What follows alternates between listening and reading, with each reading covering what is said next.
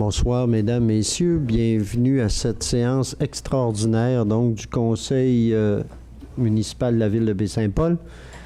Encore ce soir, nous avons avec nous Mme Françoise Ménard qui remplace M. Bouchard.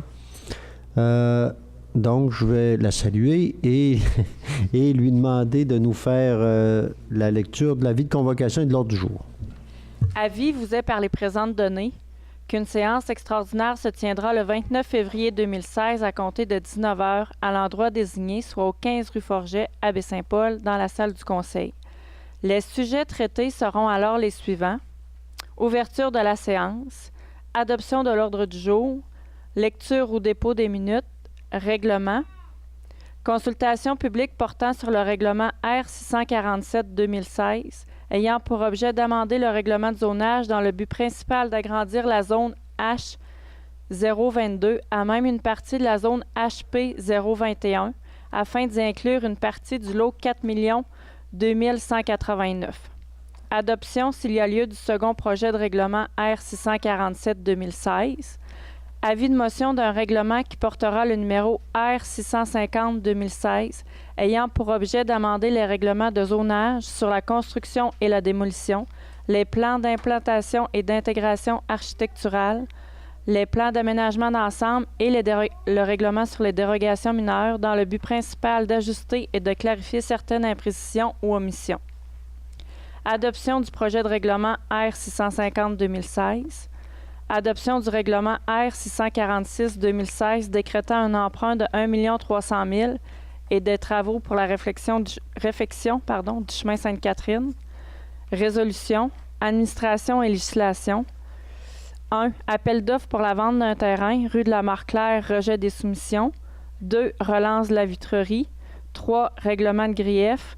4. Transfert de l'immeuble du CLD, modification à la résolution portant le numéro 15-12-508, voirie, sécurité publique, urbanisme et mise en valeur du territoire, demande de permis en zone PIA pour le 2 rue Saint-Jean-Baptiste, le 113 Montée-le-Tourlognon, le 41 rue Ambroise-Fafard, le 66 rue Saint-Jean-Baptiste, rénovation, 66 rue Saint-Jean-Baptiste, enseigne, 151 rue Alfred-Morin. Demande à la CPTAQ Aliénation Côte-de-Pérou. Loisirs et parcs, PAC rural, demande de subvention pour la surfaceuse. Adoption de la politique de tarification modifiée. Grand défi Pierre-Lavoie, autorisation de passage. Animation Baie-Saint-Paul 2016. Affaires nouvelles. Période d'intervention, questions du public, levée ou ajournement de la séance. Merci, Mme Ménard. Donc, on a simplement fait remarquer qu'entre le projet d'ordre du jour qui a été présenté au Conseil et celui-ci, il y a eu un ajout qui est inclus ici, c'est celui de transfert de l'immeuble du CLD, modification de la résolution, mais comme tout le monde est ici, on en avait parlé avant midi, et comme tout le monde est ici présent, on l'a ajouté à l'ordre du jour. Donc, est-ce qu'il y a une proposition? Je vais proposer, M. le maire. M. Simard. Je vais l'appuyer. Appuyer M. Goudreau. Maintenant, consultation publique portant donc sur le règlement R647-2016, ayant pour objet donc d'amender le règlement du zonage dans le but principal d'agrandir la zone H022 à même une partie de la zone HP021 afin d'y inclure une partie du lot 4002 189. En fait, on en a parlé lors de la dernière... Il y a eu un avis de motion, un premier projet. On est à la période de consultation publique qui est ouverte ici. On a... Oh boy! C'est noir. Mais c'est dans le secteur de l'ICO-imprimeur. On se souvient qu'on avait expliqué un peu le projet. L'idée étant que comme il y aura une transaction... il y a une possibilité de transaction dans ce secteur-là pour l'agrandissement du terrain en lien avec l'ICO. Sur le terrain voisin, mais c'est un terrain qui est en zone PIA, le terrain voisin, donc L'idée, c'est de sortir une partie du terrain de la zone pas PIA, de PAE, plan d'aménagement d'ensemble, excuse. De sortir de cette zone-là et de l'intégrer là, dans le zonage, de modifier le zonage. Donc, élargir, enlever du terrain de la zone PAE et l'ajouter dans la zone qui inclut l'imprimeur, l'ICO-imprimeur dans ce secteur-là. Je sais qu'il y a des gens ici qui sont intéressés directement, donc sinon, est-ce qu'il y a d'autres personnes qui seraient là, qui auraient des questions, ou même ceux aussi qui veulent faire valoir le projet, là. Mais d'abord, est-ce qu'il y en a qui a des commentaires, des questions particulières? Ça va? Écoutez, je vais éclore la période de consultation publique et demander au Conseil une proposition pour l'adoption du second projet de projet de règlement. Donc, M. Gaudreau, appuyé de M. Goudreau, ça va pour tout le monde? Oui, ça va, M. Voilà. Maintenant, avis de motion. Avis de motion d'un projet. Attendez un petit peu, là, je vais arriver à l'avis de motion. Du projet. C'est un projet de règlement R600. Ah, ça, j'ai 650, c'est R639. 39, hein? 2015. OK, c'est le R639 2015, ayant pour objet d'amender les règlements de zonage sur la construction. Non, l'avis de motion, c'est pour un projet R650. Ça se peut-tu? 2016. C'est ça? Oui. Donc, c'est de 2016 qui a pour objet d'amender les règlements de zonage sur la construction et la démolition, les plans d'implantation et d'intégration architecturale, les plans d'aménagement d'ensemble, les dérogations mineures dans le but principal d'ajuster et de clarifier certaines imprécisions et omissions. En fait, ce qu'on travaille ici, puis là, j'en ferai probablement pas tous les points, mais vous vous souvenez, on a adopté notre règlement, nos différents règlements en 2015. Et donc, il y a certaines, par contre, dispositions qui doivent être clarifiées ou précisées suite à, comme on l'avait dit d'ailleurs, on avait dit qu'à l'usage, il y a certaines de ces dispositions-là dont on s'aperçoit qu'elles doivent être clarifiées ou modifiées. C'est pas des choses majeures qu'on vient modifier ici sur l'ensemble de ces règlements-là, mais on le fait dans un ensemble et donc on le ferait, on le fait au cours des prochaines semaines. Donc, est-ce qu'il y a quelqu'un qui présente l'avis de motion? Je peux le présenter, M. le maire. M. Simard. Maintenant, l'adoption du premier du projet de règlement R650-2016. Je vais le proposer. M. Gaudreau, c'est appuyé. Je vais l'appuyer. Appuyé, M. Goudreau. J'invite les gens qui voudraient venir ici ou je ne sais pas si on peut aller le consulter. Est-ce qu'on peut aller par Internet? On peut y aller, hein? Sur le web. Donc, j'invite ceux qui voudraient, parce que vous savez, commencer à faire la nomenclature de tout ça ici, là, ça serait compliqué. Mais j'invite les gens qui voudraient avoir des précisions pour être bien sûr de ce qu'il y a là-dedans, d'aller le consulter.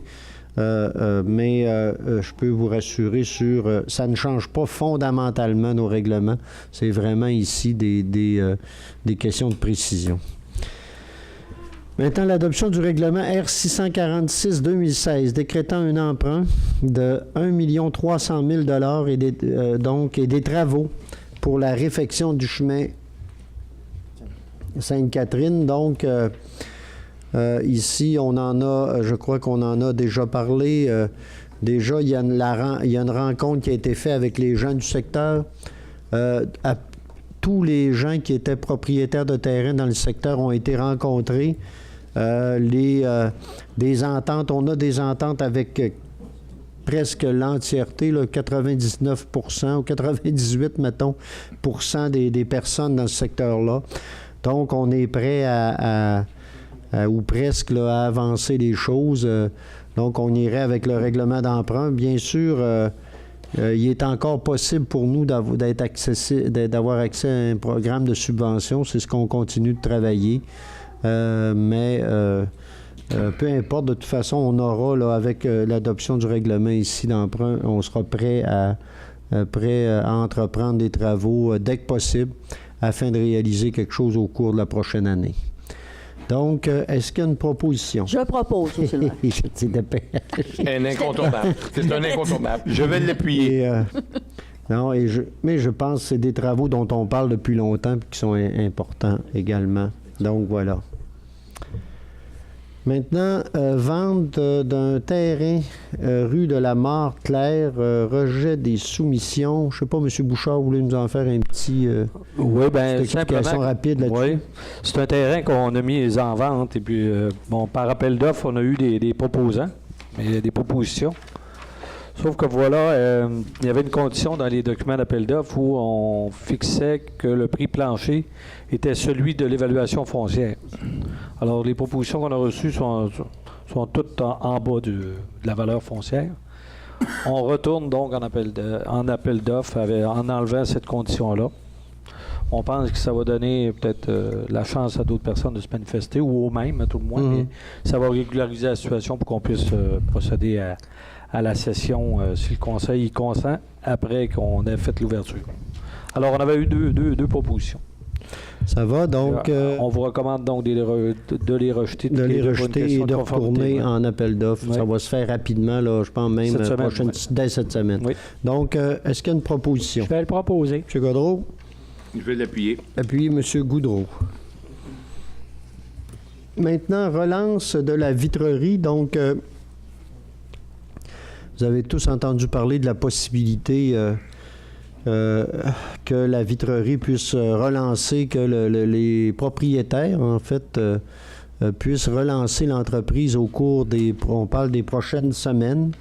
Il y a des démarches qui ont été faites, évidemment, auprès de la Ville pour voir s'il était possible pour nous d'appuyer la démarche et la relance de l'entreprise. Évidemment, pour nous, le fait de créer, de ramener quelques emplois intéressants ici, on pense que c'est important. Et dans ce cadre-là, il y a des discussions qu'on a faites au Conseil. On a discuté également avec un des propriétaires. Et on en arrive aujourd'hui à une proposition là, par rapport à une participation de la Ville à la relance de l'entreprise. M. Bouchard, si vous voulez en fait, préciser là, les détails. OK. Habituellement, on ne peut pas subventionner une entreprise privée, sauf qu'il y a un pouvoir qui nous a été attribué par la loi sur les compétences, l'article 92.1, qui dit qu'une municipalité peut venir soutenir une entreprise privée jusqu'à concurrence de 100 000 par année. Alors, c'est en vertu de ce pouvoir-là qu'on accorde à Cover une aide sur 5 ans. La première équivalente, en fait, la valeur en référence, c'est la valeur foncière, le compte de taxes qu'il paie. Alors, la première année, ça sera pour un 100% de subvention. Donc, ça va égaler le compte de taxes qu'ils vont avoir eu à payer. La deuxième année et la troisième, 75%. Et les 2 dernières années, 50%. Alors, ça devrait s'échelonner sur 5 ans. Et aussi, compte tenu que c'est une relance d'entreprise, on a fixé un nombre d'heures ouvrées à rencontrer. Donc, pour avoir droit à ces remboursements-là, l'entreprise devra nous faire la démonstration par attestation comptable qu'on a réalisé 30 000 heures ouvrées dans le cours de l'année. Voilà. Donc, je pense que ça fait le tour de la chose. On le rappelle, sur 5 ans, on irait sur 5 ans en subvention équivalent au coût des taxes. Là. 100% première année, 75% les 2 suivantes et 50% les deux dernières. Et lié avec un nombre d'heures travaillées garanti qui nous serait fourni là. Pour le bénéfice des gens, là, on parle d'à peu près, pour la première année, là, on parle d'environ 15 000 la valeur en référence du compte de taxes. C'est beau. Ouais. Donc, ça va pour ça. Donc, est-ce qu'il y a une proposition? D'abord, est-ce qu'il y a des commentaires? Sinon, est-ce qu'il y a une proposition? Propose. M. Duchesne? Je vais seconder, M. le maire. Appuyez M. Simard. Ça va? Il n'y a pas... Ça va pour tout le monde? Voilà. Maintenant, règlement de grief. Monsieur Bouchard. Bon, en fait, avec la partie syndicale, eu égard à certains griefs qui étaient en suspens, on s'est entendu là, pour un règlement monétaire, ce qui évite les procédures judiciaires. Alors, par ce règlement-là, on se trouve quand même en deçà des frais que ça aurait pu représenter que d'aller en arbitrage. Alors, ça a été soumis au Conseil. L'entente est confidentielle. Puis, vous l'avez eu entre les mains. On doit dire judiciaire, on doit dire de grief. Là. Oui, ça le même grief, oui. Ça va. Donc, est-ce qu'il y a une proposition pour accepter ce règlement-là? Je propose. Madame Lamy, c'est appuyé? Je vais l'appuyer. M. Goudreau. Maintenant, transfert de l'immeuble du CLD, donc modification de la résolution portant le numéro 15 du 12-508. En fait, là, vous savez, l'immeuble du CLD, donc, vous savez, avec ce qui se passe avec l'abolition des CLD, des CLD puis des CRI, mais en particulier du CLD, le CLD, la décision de la MRC, c'était d'intégrer le MRC au sein de la MRC, le CLD au sein de la MRC. Le CLD était propriétaire du 6 Saint-Jean-Baptiste, l'ancien hôtel de ville. Et donc, ce que ça veut dire, c'est que la bâtisse s'en vient maintenant à la MRC. Nous, lors de la vente, on avait une option. En fait, on avait gardé un article dans l'acte de vente qui veut qu'on ait un droit de une sorte de droit de premier refus, donc qu'on appliquerait. En fait, mais ce qu'on avait dit à ce moment-là, c'était en lien avec... en fait, il y a deux aspects. Il y a un droit de premier refus et à ce moment-là, le CLD avait une clause particulière là, qui vient... Avec la nouvelle loi, en fait, sur la réglementation sur les taxes, la MRC a un taux particulier de taxes qui vient réduire les taxes au niveau de cette bâtisse-là. Donc, en fait, l'entente qu'on a, c'est que là, nous, on accepterait le transfert et on accepterait la proposition d'entente de la MRC qui est de payer l'entièreté de leurs taxes pour 2016. Et à partir de 2017, bien, ils vont payer selon la réglementation, notre règlement de taxation, qui fait que la MRC a un taux particulier qui est inférieur pour cette bâtisse-là. Donc, est-ce qu'il y a une proposition?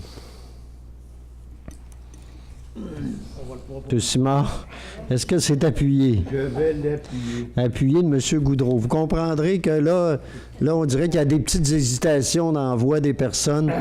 Si on veut expliquer rapidement, c'est juste que le CLD s'était engagé à ne pas demander de crédit taxe, donc à payer ses taxes à 100% du taux.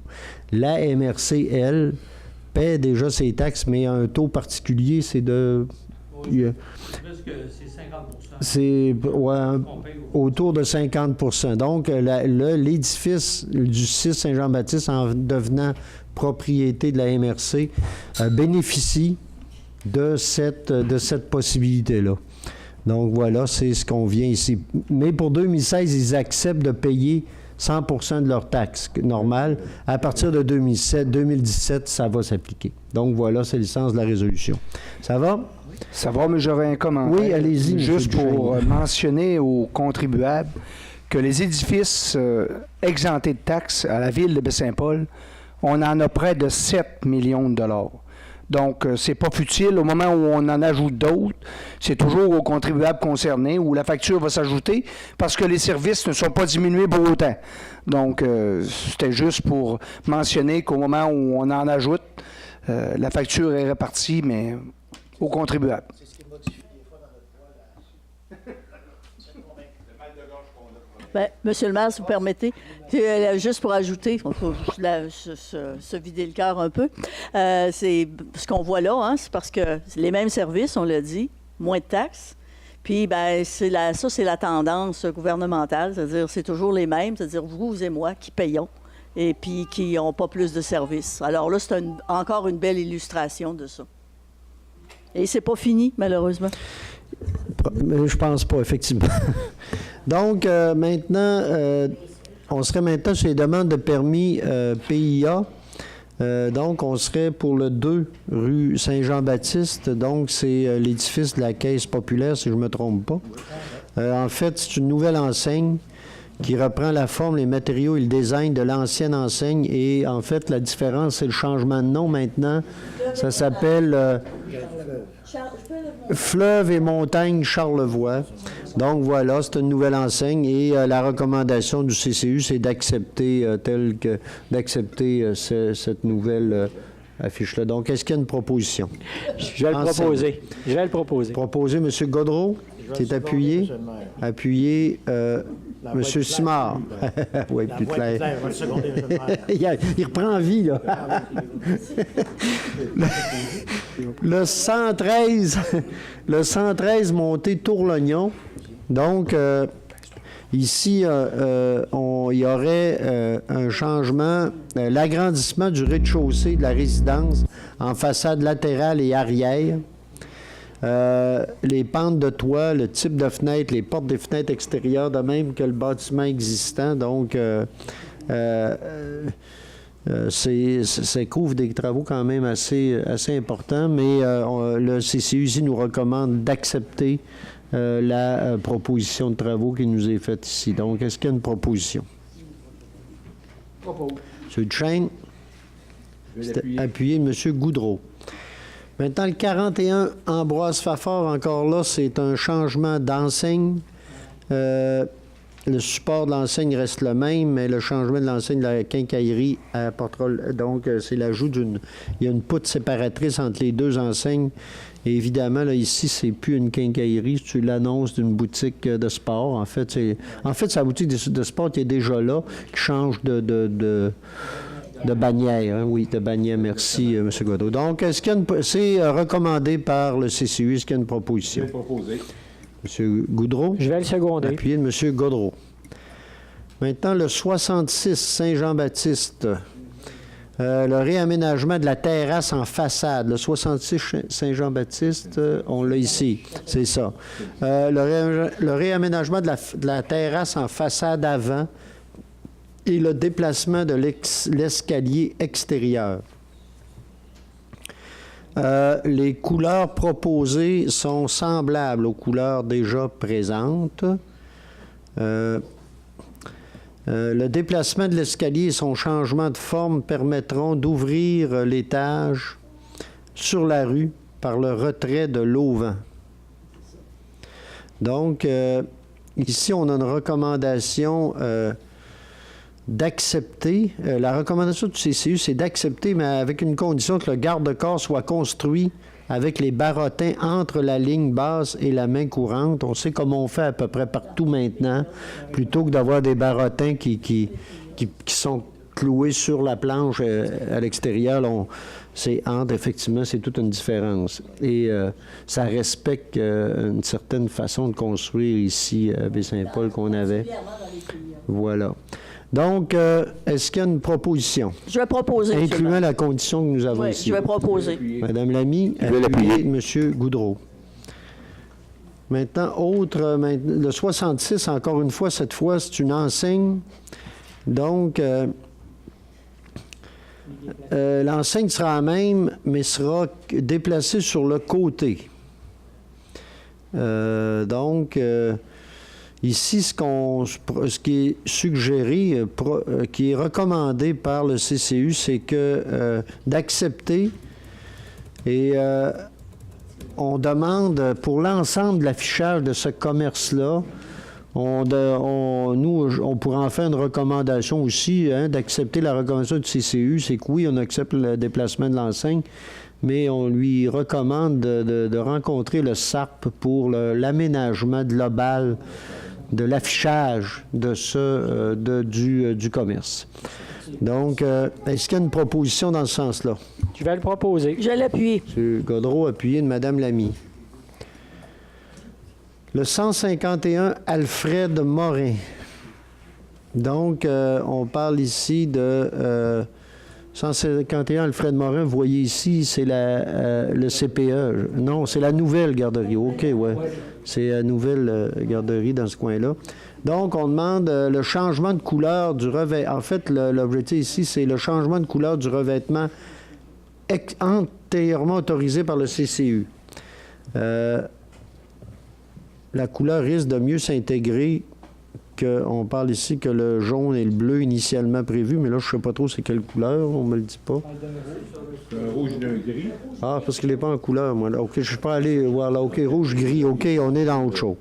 Donc, en fait, c'est une recommandation d'accepter dès qu'il y aura l'approbation de l'échantillon du matériau et de la couleur par le service d'urbanisme. Et on recommande là, donc d'accepter la proposition de la garderie. Donc, est-ce qu'il y a une proposition? Je propose, M. le maire. Madame Lamy? Je vais seconder, M. le maire. Appuyé de M. Simard. Donc, maintenant, demande à la CPTAQ. C'est une demande d'aliénation du lot 3623078 en faveur de Marc-André Tremblay, déjà propriétaire de l'eau contiguë et à proximité de la zone blanche. Donc, il veut aliéner un lot l'aliéner, là, on le voit, on est dans le secteur ici de la côte de Pérou. Hein? En fait, on est côte de Pérou. Je pense que c'est Marc-André. Normalement, c'est un monsieur, là, mais écoutez, moi, là, je ne le connais pas. Une erreur, un endroit. C'est un homme. Ben oui, oui. Oui, c'est un homme. moi. Donc, Ça, non, il y avait une regardez, donc, voilà. Et, vous voyez, en fait, on envoie certaines demandes comme celle-là. La personne est propriétaire de plusieurs terrains, mais il y en a en zone agricole, on demande l'aliénation. Donc, et ça, c'est conforme à notre réglementation. Là, ce serait possible. Là, ça ne va pas à l'encontre de nos règlements, de ce qu'on nous dit. Donc, on appuierait la demande du monsieur. Donc, est-ce qu'il y a une proposition? Je vais le proposer, M. le maire. M. Perron. J'appuie. Appuyé. M. Duchesne. C'est pas pour une construction, M. le maire. Non, non. Là, on parle ici d'aliénation d'un lot, mais on ne parle pas de construction à ce stade-ci. Là. Ça va? Oui. Maintenant, demande de subvention pacte rural resurfaceuse. Donc, vous savez, on continue de travailler au niveau de la modernisation de nos équipements au niveau de l'ARENA. Et donc, dans le cadre du pacte rural, on veut ici... on aurait une résolution qui viendrait auprès de la MRC. Vous savez que la MRC, dans le cadre du Fonds des territoires, de ce qu'on appelait le pacte rural, mais qui est maintenant le FDT, le Fonds des territoires, Fonds de développement des territoires, il y a encore des possibilités de demander des argents pour des équipements. Et là, on viendrait ici demander 30 000 $ pour qu'on appliquerait sur l'achat d'une future resurfaceuse, donc en termes... autre, c'est la Zamboni, là, qu'on viendrait changer. Hein? C'est même plus cette marque-là en plus. Faudrait pas que je leur fasse trop de publicité, eux autres, là. Oui, c'est ça. C'est un nom de marque. Mais en disant ça, tout le monde se comprend. Oui, c'est ça. C'est vrai.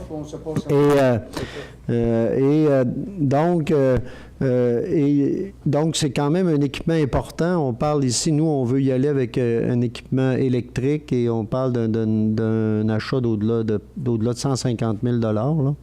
Hein, mais il y aurait possibilité d'aller... On cherche d'autres partenaires, bien sûr. Et là, il y aurait cette possibilité-là auprès de la MRC pour un 30 000 $. Donc, est-ce qu'il y a une proposition? M. Duchesne. Je vais seconder. Appuyé de M. Gaudreau. Ça va? Maintenant, adoption de la politique de tarification du service des loisirs et de la culture. Il y a des modifications. On avait adopté au mois de décembre déjà tout ça. Il y a quelques corrections qui ont dû être apportées, des modifications également. Donc, attendez un petit peu là. Ah, OK. Mais en fait, c'est des modifications c'est en lien surtout, effectivement, avec la notion de résident et de non-résident. Et évidemment, ici, c'est des précisions là, qu'on vient apporter. Donc, est-ce qu'il y a une proposition? Proposée. M. Duchesne, appuyé de M. Gaudreau. Grand défi Pierre Lavoie. Donc, vous le savez, on l'a déjà annoncé. Vous connaissez le grand défi Pierre Lavoie. Vous connaissez tous Pierre Lavoie, évidemment, et la mission qu'il mène partout au Québec, entre autres auprès des jeunes, des écoles, en lien avec les saines habitudes de vie et l'importance de l'exercice physique, lié aussi avec l'éducation, bien sûr, en même temps. Et cette année, bien, on a, sur leur trajet, Baie-Saint-Paul est sur le trajet du grand défi Pierre Lavoie cette année. Donc, on parle ici du 17 juin, 16 et 17 juin. Le 16 juin, ils arriveraient en soirée, ça, mais on va parler, il va y avoir des précisions par rapport à tout ça. On parle du 16 juin et du départ le 17 juin de Baie-Saint-Paul. Ils arriveront de Saguenay le 16, repartiront le 17, mais ça va se faire rapidement, mais ça va se faire en soirée en bonne partie. Et ce qu'on nous demande ici, c'est de pouvoir autoriser le passage des vélos sur les tronçons suivants. Donc, ils arrivent de Saint-Urbain. Ils vont passer la 138, le chemin Saint-Laurent, Leclerc, Saint-Jean-Baptiste, Jean-Talon, Forget, Racine, Saint-Aubin et Alfred-Morin.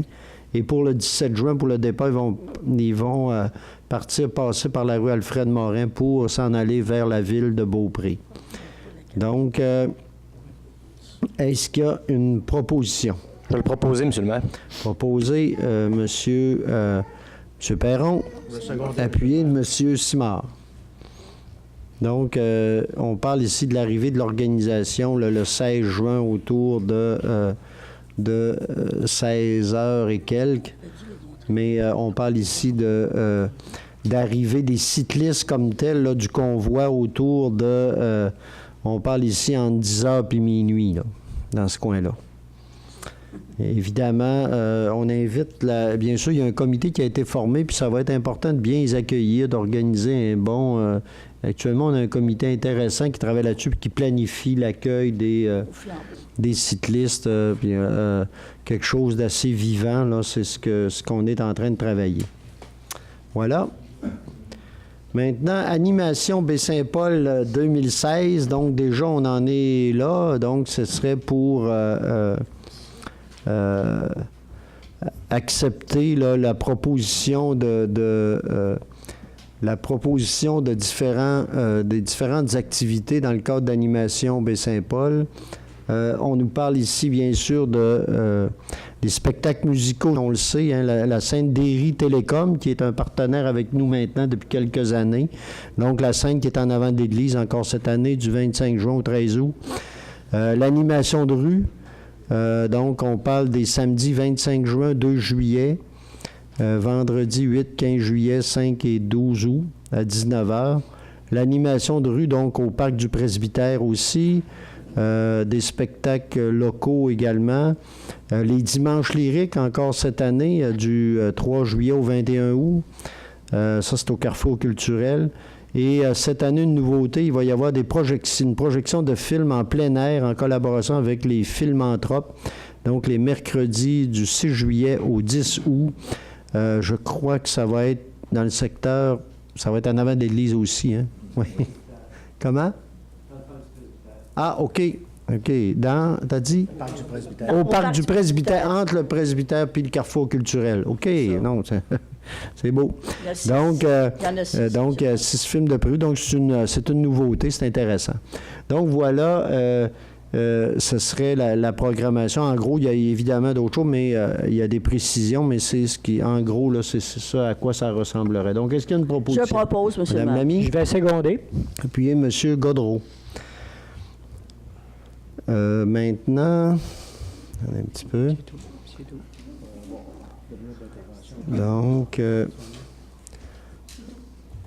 Donc maintenant, période d'intervention des membres du Conseil. Moi, j'en ai seulement qu'une, M. Fortin. Oui. C'est de rappeler la navette qui amène nos jeunes ou la population au massif. Oui. Elle est disponible, entre autres, toute la semaine de relâche. Elle était disponible quelques journées antérieurement, là, mais le 12, 13 mars, 26, 27 mars, 19, 20 mars, 2, 3 avril. Donc, j'invite les gens à profiter de la navette à un coût très abordable, à 7 taxes incluses, aller-retour. Donc, ça permet aux gens qui veulent accéder au ski d'avoir un forfait intéressant, en même temps qu'éviter pour nous, politique de développement durable, utilisation, économiser les gaz à effet de serre, etc., pour permettre aux jeunes et aux plus âgés de se rendre skier en toute sécurité à la montagne du Massif. Merci, M. Duchesne. D'autres commentaires? Ça va. Ça va? Ça va? M. Perron? Bonsoir. Juste un petit communiqué.